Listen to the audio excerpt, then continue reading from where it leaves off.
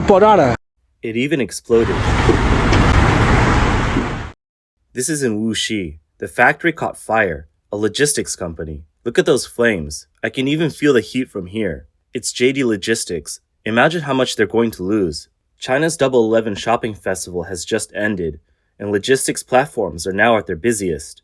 On the night of November 12th, around 9 p.m., a major fire broke out at JD.com's Yupei Logistics Center in Wuxi, Jiangsu Province.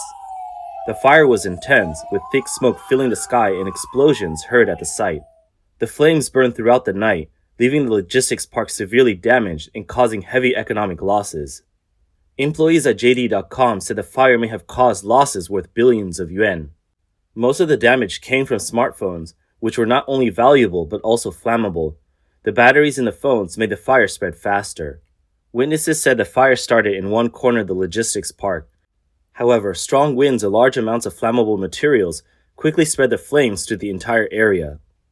This fire was especially devastating because it happened right after Double 11. The logistics park was packed with parcels, most of them highly flammable. The cause of the fire is still unclear. Officials reported that many people were trapped in the park when the fire started. However, as of 8 a.m. on November 13th, no injuries or deaths have been reported. Some online users speculated that the fire was caused by faulty electrical wiring, but this has not been confirmed. Others blame the industry-wide cost-cutting, saying it may have reduced spending on fire prevention. The Yupei Logistics Park in Wuxi covers an area of about 104 acres, with a building space of 87,800 square meters. It is located in an area with convenient transportation. The fire at JD.com's logistics park in Wuxi quickly became a trending topic on Chinese social media. Along with the financial losses, JD.com is now facing public scrutiny.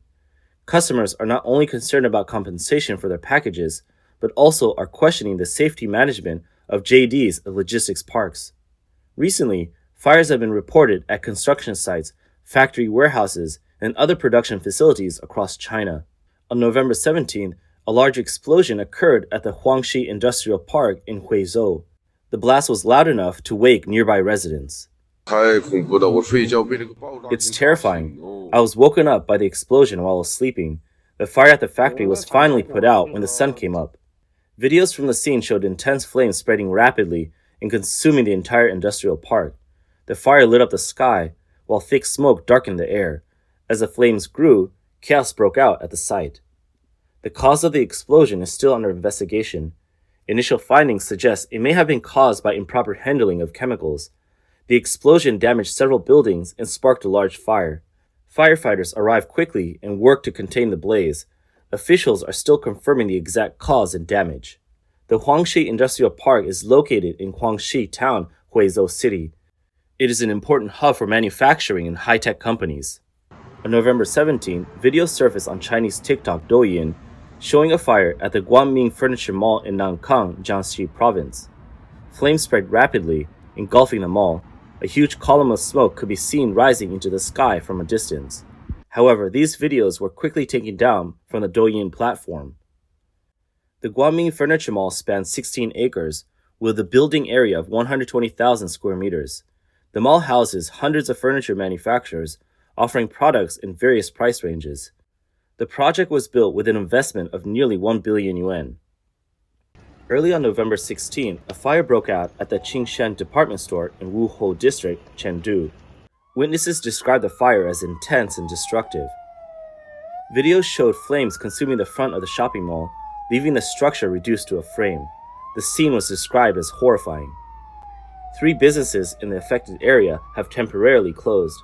Some witnesses believe the fire started with an outdoor billboard, though the exact cause is still unknown. Local residents reported hearing a loud noise during the fire, which woke many people. It is unclear if the noise was related to the blaze. By midday, the fire had been extinguished. Some sections of the mall remain closed, with cordons blocking access. Workers have begun cleanup and repairs. The fire-damaged areas are currently covered, and repair teams are on site. Authorities confirm there were no casualties. Investigations into the cause of the fire are ongoing. At around 5 a.m. on November 16, a fire broke out in a residential building in Sanzi County in Henan Province, resulting in 7 fatalities. The 5-story residential building caught fire on the second floor. The flames spread rapidly, engulfing the entire structure in a short time, with an affected area of approximately 160 square meters. Local sources reported that the building was located next to a military facility. Due to the narrow layout of the old residential area, fire trucks could not access the site. The intense flames, combined with barred windows, trapped the residents inside, tragically claiming the lives of 7 individuals. Sources revealed that the victims were 3 generations of a family who had lived in the building for many years. They included a woman in her 70s, her 2 daughters, a son-in-law, and 3 grandchildren. A witness, Mr. Zhang, who lives in a neighboring building, said he heard fire trucks around 5 a.m. and saw flames shooting up from the second floor when he looked out of his window. He also reported hearing 2 explosions. Firefighters arrived but faced difficulties due to the intensity of the blaze, taking nearly 2 hours to extinguish it. Preliminary investigations suggest the fire may have been caused by an explosion in a charging battery on the ground floor. The tragedy has brought immense pain and loss to the victim's family. The fire in Shanzi County has drawn significant attention and raised many questions. While it wasn't a large-scale fire, it claimed 7 lives, which is highly unusual. One major concern is the design and management of escape routes. If there was only one path to escape and it was blocked, it would have drastically reduced the chances of evacuation. The building's design also failed to provide enough safety exits. Another problem was the lack of proper firefighting and emergency equipment. Fire trucks couldn't reach the site quickly because of narrow access. This delayed the response and allowed the fire to spread rapidly, leading to devastating consequences. On November 15th, a fire broke out following an explosion on the rooftop of a commercial building in Qingdao, Shandong Province. Video footage circulating online shows makeshift structures on the rooftop of a busy commercial area engulfed in flames. Explosions lit up the fire, accompanied by thick smoke and crackling sounds. Local sources reported that the fire occurred on the rooftop of a KTV bar in Linkan district. The bar owner had allegedly stored fireworks on the rooftop, leading to the blaze and explosions. Some even claimed that gas cylinders were also present, causing the larger blasts. The video also showed 2 individuals trapped on the rooftop, with a person filming shouting, "Get down quickly!" Officials from Qingdao's Emergency Management Bureau confirmed that fireworks were the likely cause of the fire. On the afternoon of November 13th, a fire broke out at Bochuan Technology Park in Ganjingzi District, Dalian, at around 2 p.m. The blaze appeared to have started outside a boiler room, prompting firefighters to climb onto the roof to extinguish it. The fire caused significant smoke, and the official report claimed it affected an area of about 80 square meters. No injuries were reported, and the cause of the fire is under investigation. However, many online users questioned the official claim, suggesting that the affected area appeared closer to 8,000 square meters. Local residents also raised concerns, pointing out that the boiler facility had only recently been constructed this summer and had been in use for just a few days before the fire. They demanded an explanation, questioning whether it was appropriate to build such a facility in a densely populated area. On November 11th, a fire broke out in a shop in Jinli Town, Zhaoqing City, Guangdong Province. The blaze spread rapidly, with flames and heavy smoke engulfing the area. The local government issued a report on November 12th, confirming that the fire had resulted in 3 casualties. On November 10th, a fire erupted in the number 15 female dormitory at Qilu University of Technology in Shandong Province, drawing public attention due to reports that students had to use a face-scanning system to exit the dormitory during evacuation. Video footage shows that the dormitory's first floor was equipped with barred windows. The fire appeared to have started in a first-floor room, with flames and thick black smoke escaping through the barred balcony windows. That evening, a student allegedly posted online, revealing that the fire blocked escape routes. The face-scanning turnstile at the dormitory entrance had not been unlocked, forcing students to scan their faces one by one to evacuate. The following afternoon, a student posted a video online, calling the situation absurd. They said it was unimaginable to queue for face scanning during a life-threatening fire. Students who were evacuating described the experience, saying most of them were resting in their dorm rooms when the fire started. Upon rushing downstairs, they were met with thick smoke, making it hard to see. When they finally reached the first floor, they found the turnstile locked. The smoke was dense and black, making face scanning impossible, and no one was there to open the gate. One student said it was terrifying, adding that there was no emergency measures in place. Smoke alarms were barely audible, and the leadership's solution was to ban curtains, offering assistance only to the rooms damaged by the fire. Some students who suffered mild carbon monoxide poisoning said they were left without help. Another student commented, "Honestly, I still have a headache. The room smells of smoke, and if I stay in a hotel, no one will reimburse me." One individual believed to be injured posted, "I'm in the hospital now." When asked about claims that face scanning delayed the evacuation, a staff member from the university security office responded, "There were many people evacuating. Of course, face scanning was required. It's part of our campus safety system. It was so many people, it's necessary to ensure safety."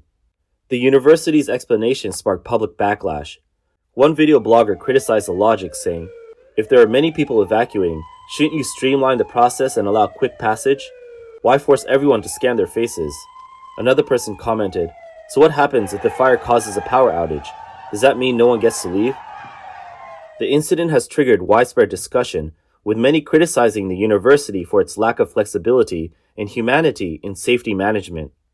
Some suggested that while face scanning systems might improve safety under normal circumstances, they could delay evacuations in emergencies, increasing the risk to those inside. In situations like fires, every second counts.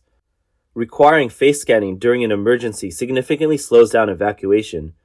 Regular fire drills and safety evacuation are also essential to ensure students are equipped with the skills and knowledge to respond effectively in crises. At around 5 a.m. on November 10th, a fire broke out at a factory owned by Chunda Textile in Jiangsu City, Zhejiang Province. Flames and thick smoke filled the sky. Authorities reported no casualties or trapped individuals.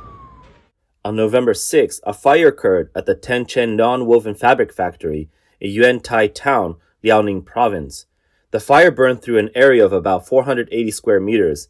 Preliminary investigations revealed that the blaze started in an outdoor cotton pile.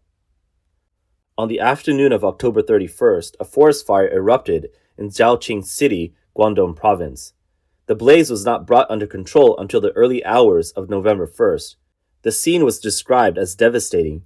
Flames spread rapidly, consuming trees and vegetation, while thick smoke blanketed the sky. From a distance, the fire resembled a vast sea of red. This forest fire caused significant damage to the local environment and deeply affected residents. After the fire, a strong smell of burning lingered in the area. In the past 10 days, numerous fires and explosions have been reported across China, with at least 11 incidents gaining attention online.